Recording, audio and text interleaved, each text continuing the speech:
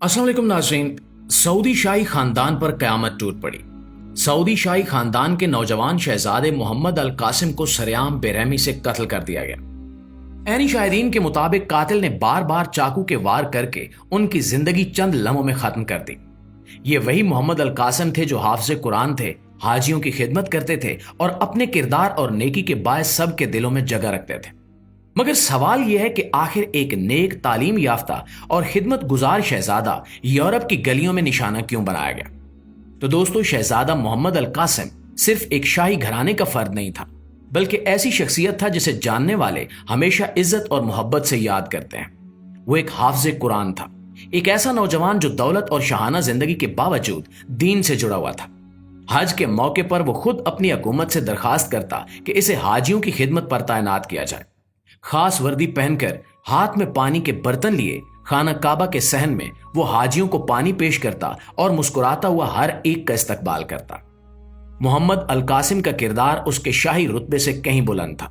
वो अपने बड़ों का एहतराम करने वाला, मस्जिद में बैठकर दादा के पांव दबाने वाला और हर मौके पर आजी और मोहब्बत का पैकर नजर आता था।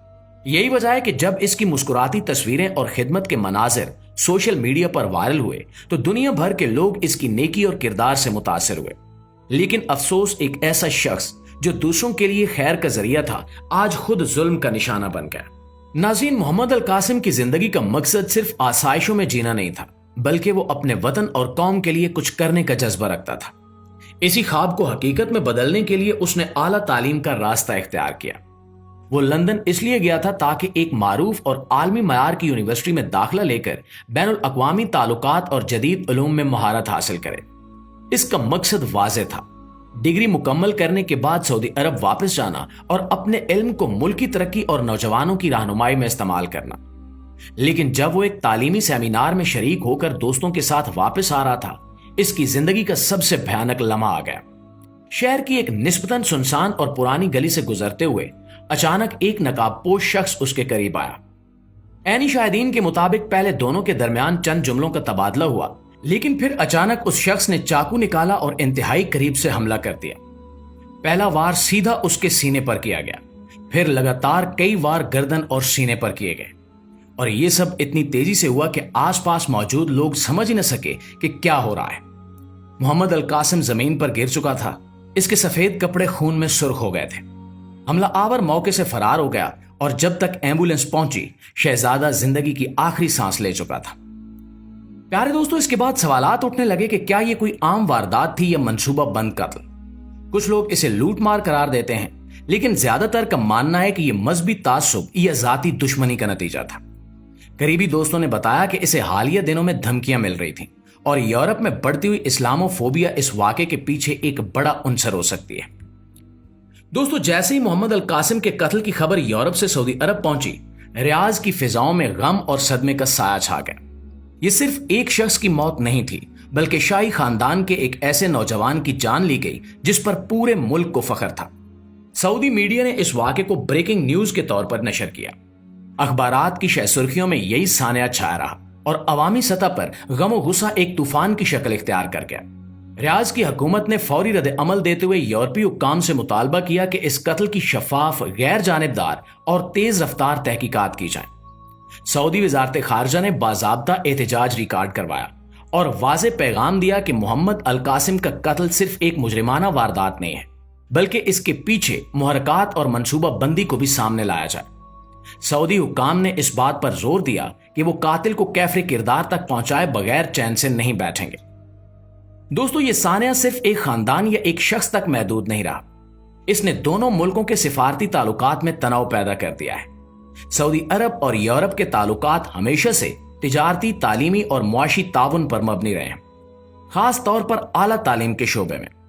वली अहद मोहम्मद बिन सलमान का वाज़े वियन रहा है कि सऊदी नौजवानों को दुनिया के बेहतरीन तालीमी इदारों में भेजा जाए ताकि वो जदीद इल्म और टेक्नोलॉजी सीख कर वतन वापस आएं और मुल्क को तरक्की की नई बुलंदियों पर ले जाएं। मोहम्मद बिन सलमान कई मौके पर कह चुके हैं कि सऊदी अरब का मुस्तकबिल नौजवानों के हाथ में है और ये नौजवान आलमी मयार की तालीम से ही अपनी सलाहियतों को निखार सकते हैं। इस वियन के तहत हर साल हजारों तुलबा स्कॉलरशिप लेकर यूरोप और दीगर तरक्की याफ्ता ममालिक जाते हैं, लेकिन मोहम्मद अल कासिम के कत्ल ने इस ख्वाब पर एक बड़ा सवालिया निशान लगा दिया है। अगर एक शाही खानदान का नौजवान जो कानून की नजर में भी बाअसर है यूरोप में महफूज नहीं तो आम सऊदी तालिब इल्म किस हाल में होंगे। यही वजह है कि इस वाक़े ने सऊदी मुआशरे में खौफ और तशवीश को जन्म दिया है। वालिदैन अपने बच्चों को बैरून मुल्क तालीम के लिए भेजने से हिचकिचाने लगे हैं और मीडिया में यह बहस शुरू हो गई है कि क्या गैर मुल्की तालीमी इदारे सऊदी तुलबा के लिए महफूज हैं। नाज़रीन गिरामी, जब 8 अगस्त 2025 को मोहम्मद अल कासिम की मैयत सऊदी अरब लाई गई तो एयरपोर्ट से लेकर शहर की गलियों तक लोगों का हजूम उमड़ा है।